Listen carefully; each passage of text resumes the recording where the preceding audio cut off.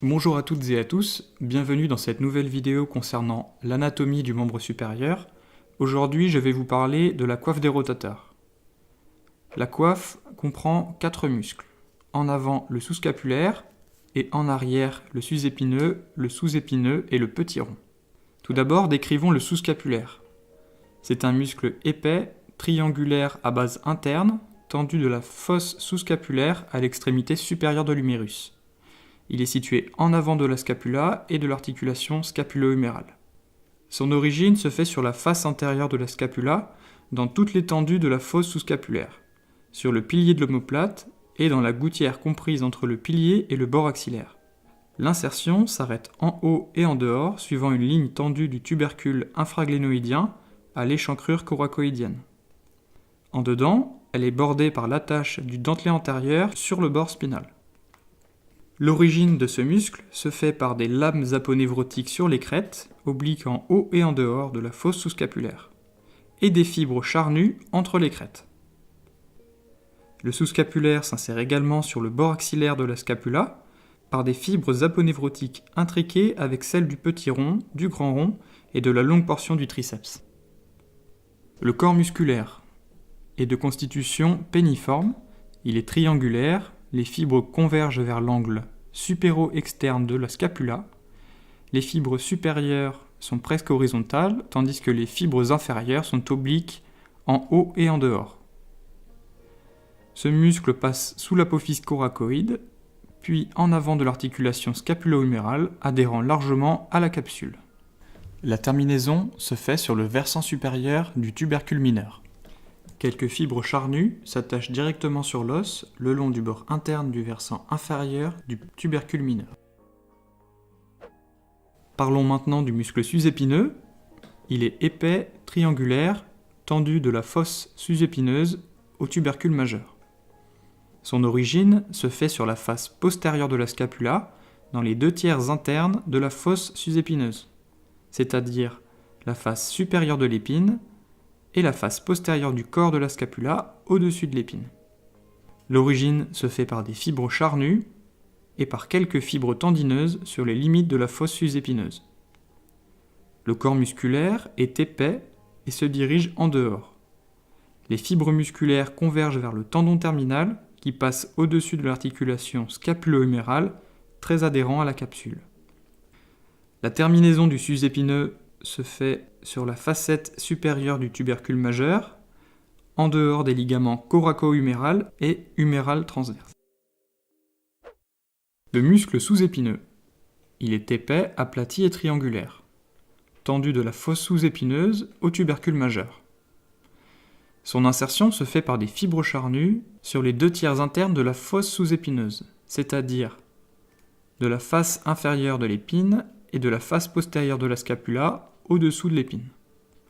L'insertion est limitée en dehors par une crête qui la sépare des muscles petit rond et grand rond. Le corps musculaire se porte en haut, en dehors et en avant, en se rétrécissant et s'épaississant. Il est souvent divisé en 3 faisceaux. Le supérieur vient du bord postérieur de l'épine, le moyen de la fosse sous-épineuse, l'inférieur de la partie inférieure de la fosse sous-épineuse. Le faisceau moyen est recouvert dans sa partie externe par les 2 autres. Les fibres musculaires se jettent sur un tendon terminal qui passe en arrière de l'articulation scapulo-humérale et n'adhère à la capsule que peu avant sa terminaison. La terminaison du muscle sous-épineux se fait sur la face postéro-supérieure du tubercule majeur. Le petit rond, c'est un muscle aplati, allongé, situé au-dessous du sous-épineux, tendu de la fosse sous-épineuse au tubercule majeur. Son origine se fait par des fibres charnues sur la partie externe de la fosse sous-épineuse sur une surface losangique, parfois divisée en 2 parties par une branche de l'artère subscapulaire. Cette surface losangique est située en dedans du bord axillaire, en dehors d'une crête le séparant du sous-épineux, au-dessous de la glène et au-dessus de la surface d'insertion du muscle grand rond. Le corps musculaire est allongé, se dirigeant en haut et en dehors, longeant ainsi le bord inférieur du sous-épineux. Il passe en arrière de l'articulation scapulo-humérale où il se continue par le tendon terminal. La terminaison du petit rond se fait sur la face postérieure du tubercule majeur. Quelques mots concernant l'innervation des muscles de la coiffe des rotateurs. Ils sont tous innervés par des branches collatérales du plexus brachial, sauf le petit rond qui reçoit du nerf circonflexe. Le muscle sous-scapulaire reçoit plusieurs nerfs.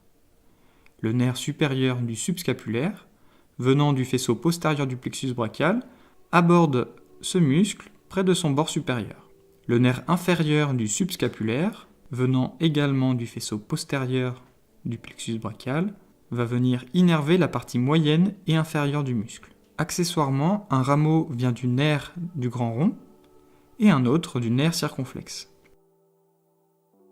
Les muscles susépineux et sous-épineux sont innervés par le nerf suprascapulaire, né du tronc supérieur du plexus brachial. Il passe dans l'échancrure coracoïdienne et donne plusieurs filets pour le sus-épineux, puis contourne l'épine de l'omoplate et s'épuise dans le sous-épineux. Enfin, le petit rond, lui, reçoit le nerf du petit rond, branche collatérale du nerf circonflexe, né dans le trou carré de Velpeau.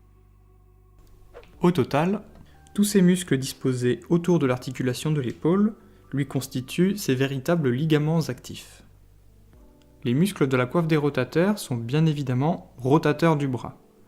Le sous-scapulaire est rotateur interne, tandis que le sous-épineux et le petit rond sont rotateurs externes. Les muscles sus-épineux, sous-épineux et petit rond ont également un rôle dans l'abduction du bras. Merci d'avoir regardé cette vidéo jusqu'au bout, j'espère que celle-ci vous aura plu. Si c'est le cas, n'hésitez pas à vous abonner, mettre un petit pouce bleu et à partager la vidéo.